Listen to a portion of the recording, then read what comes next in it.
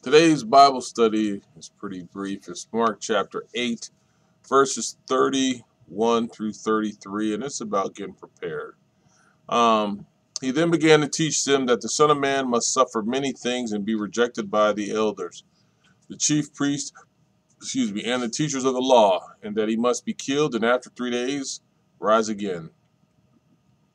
He spoke plainly about this, and Peter took him aside and began to rebuke him. But then Jesus turned and looked at his disciples. He rebuked Peter. "Get behind me, Satan," he said. "You do not have in mind the concerns of God, but merely human concerns."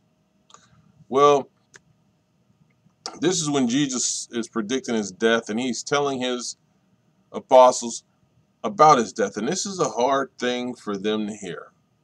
And it says that he began to teach them. So he was teaching them about the ways that this was going to happen, in the ways of man, truthfully.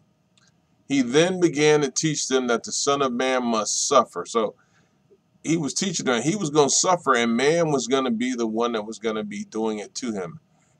And it says he must suffer not some things, but many things.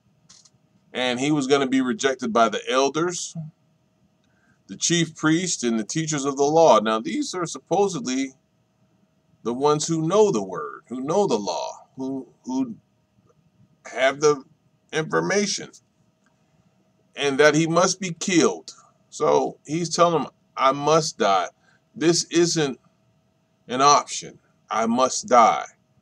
But he does give them the thought and the information where he says, and after 3 days, I'll rise again. And he was speaking this like we would probably talk about going to the store. It was plain about this. And Peter didn't like it. So Peter took him aside and he began to rebuke him. Now, Peter is rebuking Jesus because, one, he don't want this to happen. Two, he is fearful. And three, Peter ain't thinking spiritually. Peter is not remembering what the Messiah is here for. So Jesus helps him out. But when Jesus turned and looked at his disciples, he rebuked Peter. "Get behind me, Satan." And it was the thoughts and the things that Peter was saying that he was telling to get behind him. He said, "You do not have in mind," which he didn't, "the concerns of God." Peter was looking out for man, and we probably all would have, but Jesus says you don't have in mind the concerns of God. And all of these things that the Lord had been speaking of in these short verses was about the concerns of God and what God had planned for Jesus.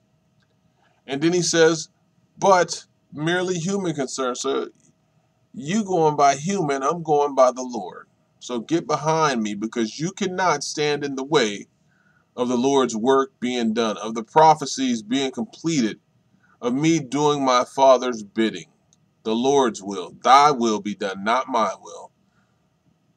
So Jesus had predicted his death and had to explain to his people what was going on. Amen.